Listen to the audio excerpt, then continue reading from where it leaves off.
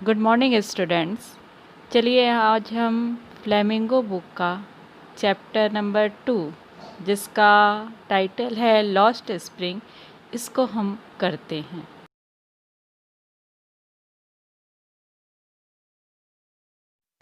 सबसे पहले हम ये जान लें कि इसे लिखा कौन है। तो इनके ऑथर का नाम एनिस जंग है। इसकी जो लेखिका है उनका नाम एनिस जंग है और बताया जा रहा है कि इनका जो जन्म है 1964 में राउरकेला में हुआ था। Was born in Rourkela and spent her childhood and adolescence. और यहाँ पे बताया जा रहा है कि उन्होंने अपने बचपन की जो अवस्था है और जो युवा अवस्था है, किशोरा जो अवस्था थी, उसको कहाँ उन्होंने व्यतीत किया था? हैदराबाद में व्यतीत किया था। She received her education in Hyderabad and in the United state of America. उन्होंने अपनी जो शिक्षा है, अपनी एजुकेशन जो है, उन्होंने हैदराबाद और अमेरिका में क्या की थी? पूरी की थी। हर पेरेंट्स वर बोथ राइटर्स। यहाँ पे ये बताया जा रहा है कि ये तो लेखिका थी ही, किंतु इनके जो पेरेंट्स थे वो भी क्या थे? राइटर थे, लेखिका थे। And Anees Jung began her career as a writer in India.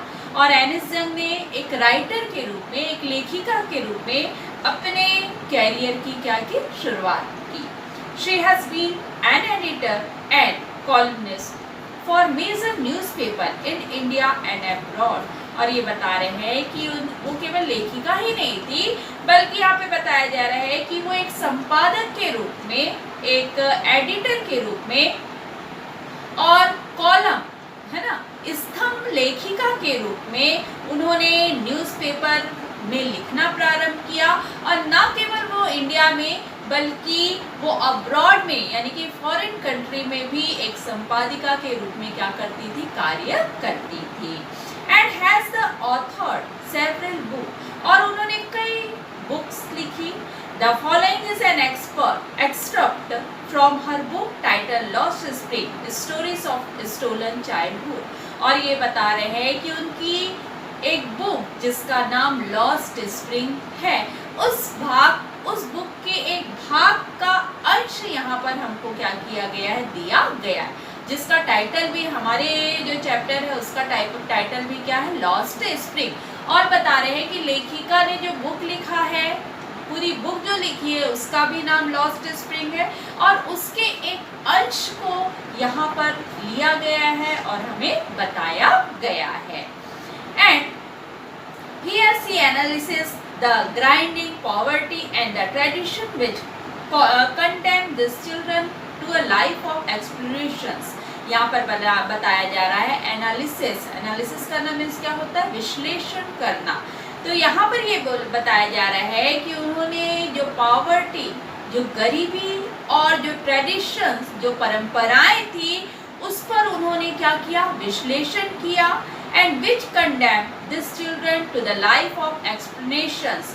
और उन बच्चों के जीवन का अध्ययन किया, विश्लेषण किया, जो बच्चे शोषण से, जो बच्चों का जो जीवन है वो शोषण से क्या हुआ रहता है? भरा रहता है। यानी कि जो बच्चे समाज में, सोसाइटी में क्या कर दिए जाते हैं? अवॉइड कर दिए जाते हैं, बहिष्कृत कर दिए जाते हैं, उन बच्चों के जीवन के बारे में इन्होंने क्या किया? विश्लेषण किया। चलिए, हमने ऑथर के बारे में जान लिया। अब हम इस चैप्टर को स्टार्ट करते हैं। ये जो चैप्टर है वो 2 भागों में बटा हुआ है। पहला जो भाग है उसमें आप जैसे पहली लाइन को देख सकते हैं, some time I find a रूपी इन द गार्बेज। हम पहले इस सेक्शन को पढ़ते हैं।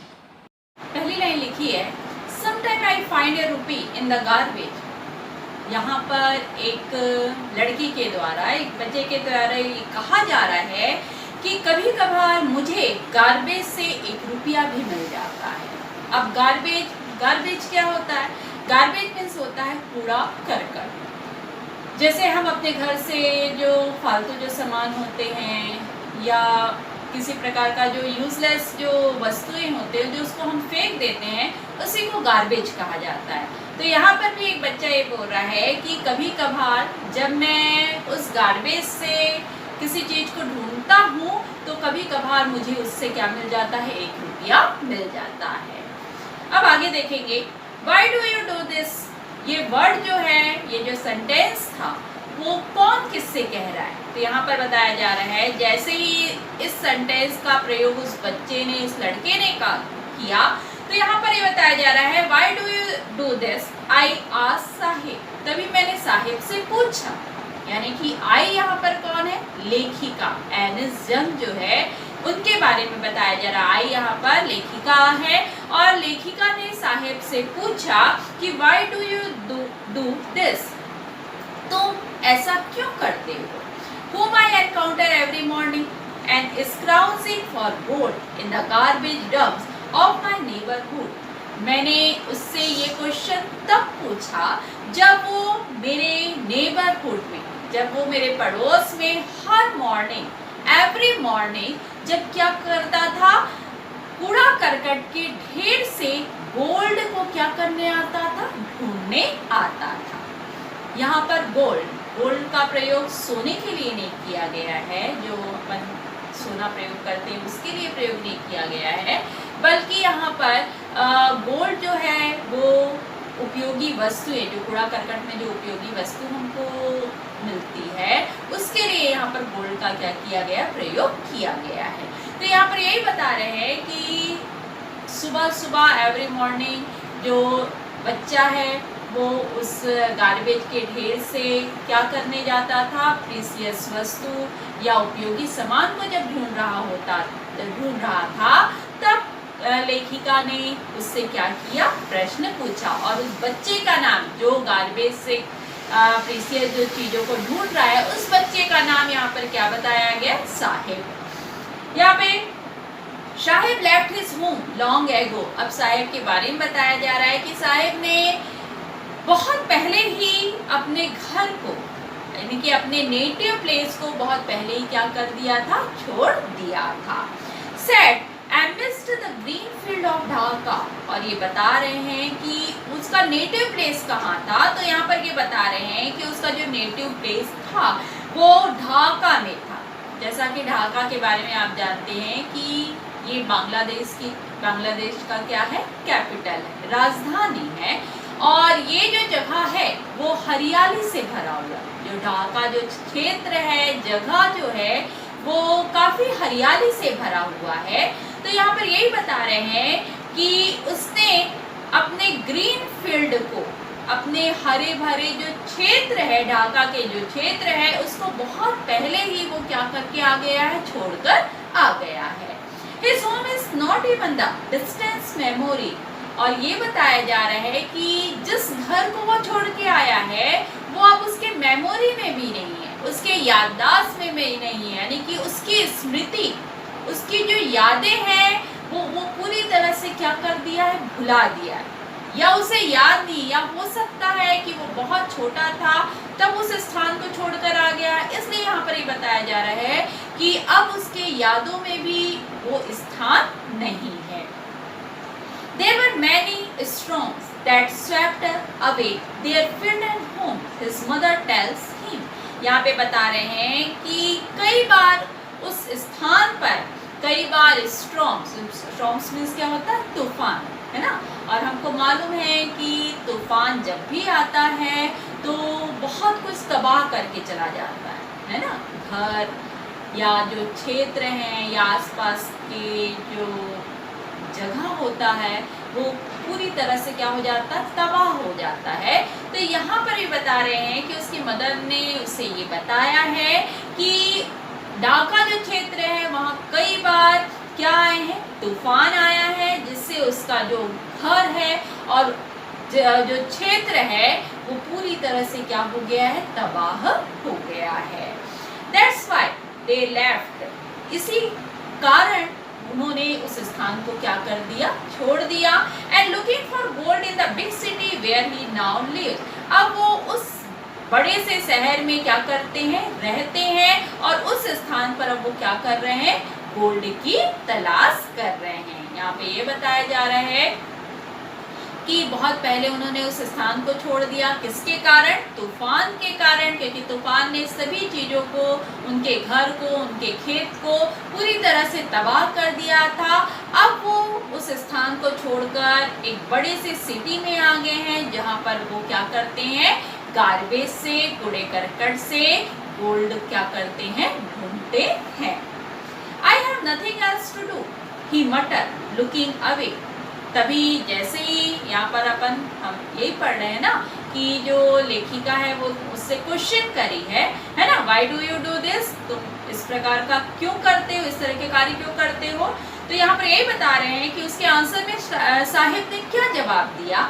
तो वो बोला जा रहा है कि I have nothing else to do, he mutters. वो धीरे से बड़बड़ाते हुए कहा कि मेरे लिए करने के लिए और कुछ काम ही नहीं है। लुकिंग अवे करना मीन्स दूसरी तरफ देखना। दूसरी तरफ देखते हुए उसने ये कहा कि मेरे लिए करने के लिए कुछ काम भी नहीं है यहाँ। गो टू स्कूल आई से एंड ग्लिबली मीन्स होता है सहज रूप से। तभी लेखिका ने बहुत सहज रूप से उसे कहा गो टू स्कूल, तो तुम्हारे पास यदि काम ही नहीं है कुछ तो तुम स्कूल क्यों नहीं जाते।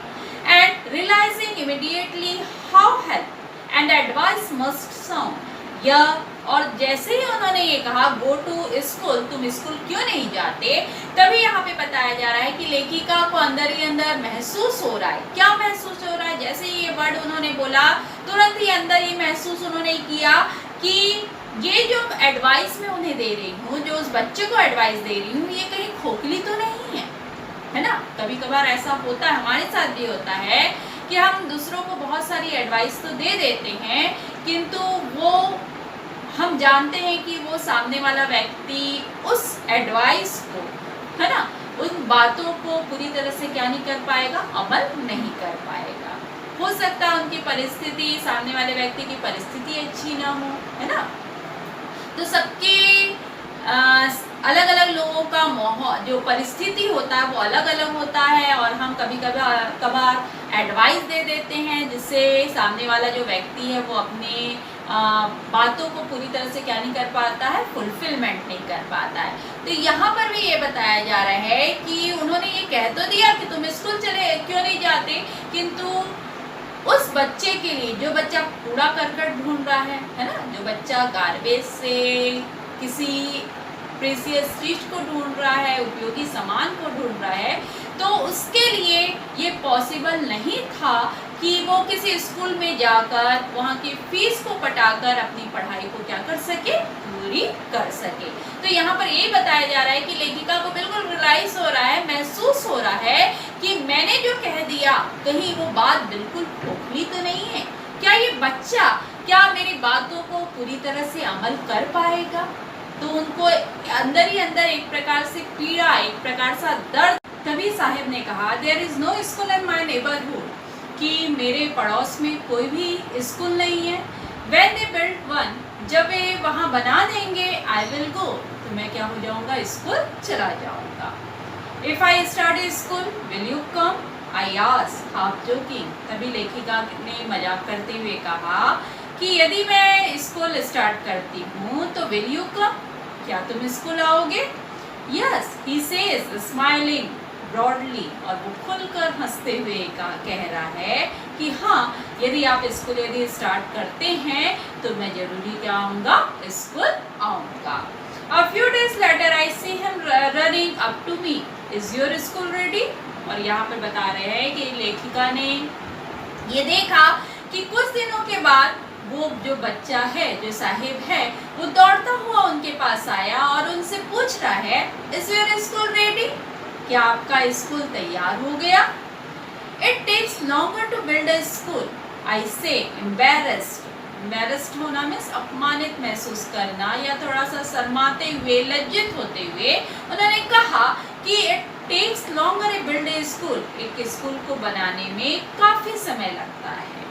And at having made a promise that was not mean, और मैंने उससे ऐसा वादा कर लिया था जिसका कोई भी क्या नहीं था, अर्थ नहीं था। ये लेखिका सोच रही है ना, लेखिका सोच रही है कि मैंने ऐसा वादा उससे कर लिया है जिसका कोई भी क्या नहीं था, मतलब नहीं था।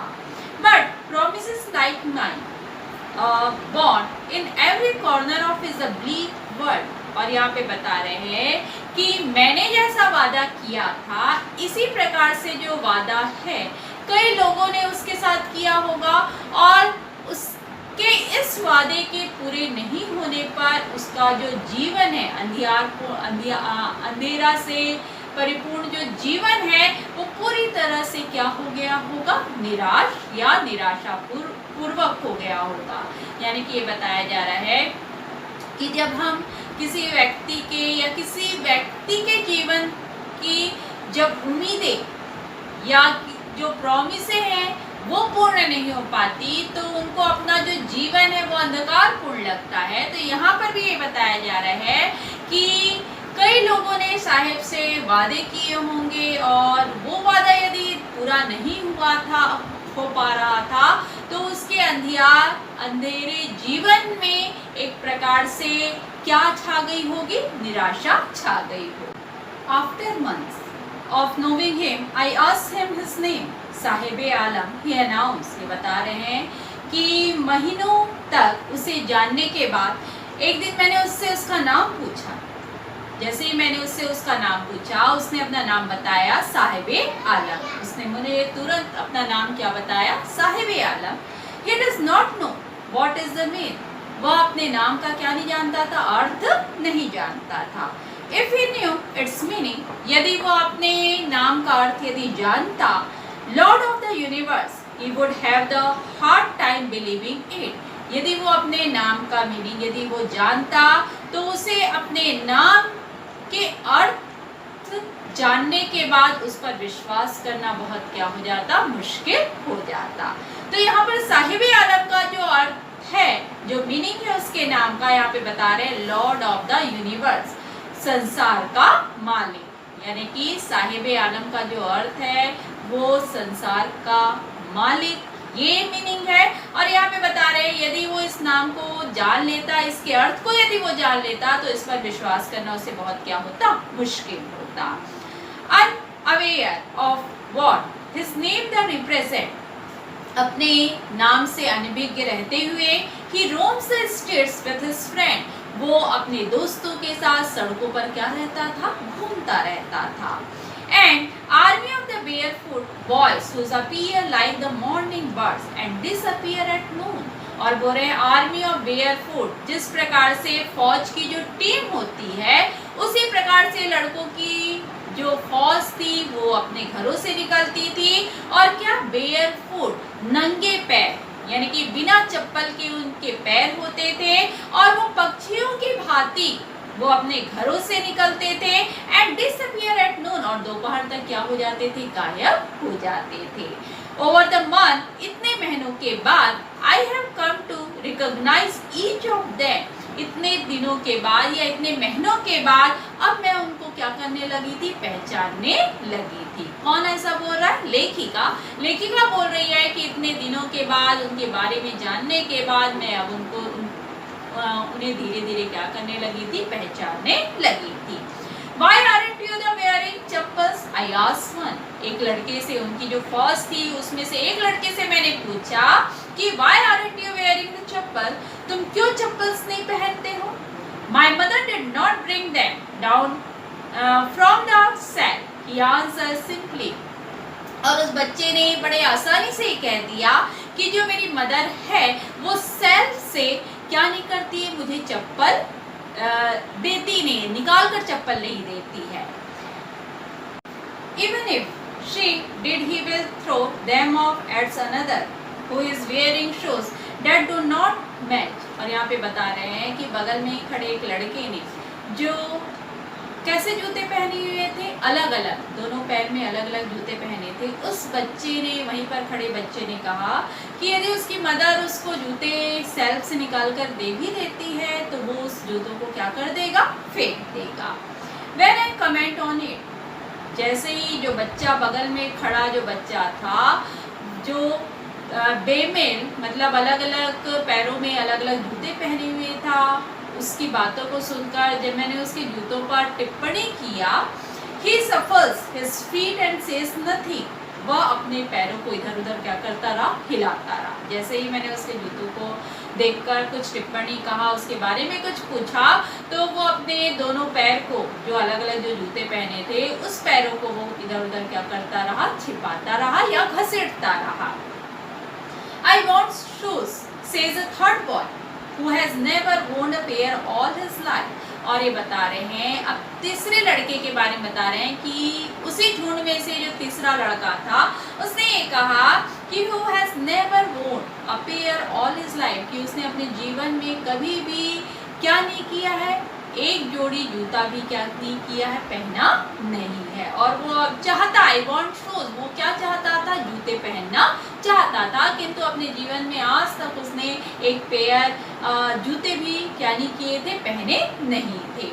Traveling across the country, I have seen children walking barefoot in cities on village roads. और यहाँ पे बताया जा रहा है, लेखिका ये कह रही है कि मैंने कई देशों में क्या की है, ट्रैवलिंग की है, यात्रा की है, और मैंने देखा है कि जो बच्चे हैं, शहरों के बच्चे या फिर गांव में चलते हुए जो रोड है, गांव के जो रोड है, उनमें बच्चों को चलते हुए देखा है कि कई बच्चे क्या नहीं करते हैं, बेयर फुट, यानी कि जो बच्चे हैं बिना चप्पल के वो क्या करते हैं, चलते हैं।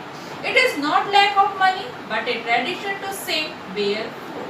यहाँ पे बता रहे हैं, ये मनी की कमी के कारण नहीं होता है, पैसों की कमी के कारण उनके साथ ऐसा नहीं होता है, बल्कि नंगे पैर चलना एक ट्रेडिशन बन गया है। ट्रेडिशन मीन्स क्या होता है, परंपरा। यहाँ पे बता रहे हैं कि वो बच्चे पैसों की कमी के कारण नहीं कि वो जूते नहीं खरीद पा रहे हैं, इसलिए ऐसा नहीं है उनके साथ, बल्कि नंगे पैर चलना एक क्या बन गया है, परंपरा बन गया है। इसलिए जो लोग हैं, जो बच्चे हैं, वो नंगे पैर क्या करते रहते, घूमते रहते हैं। इस वन एक्सप्लेनेशन, यह एक स्पष्टीकरण है, एक प्रकार का स्पष्टीकरण है।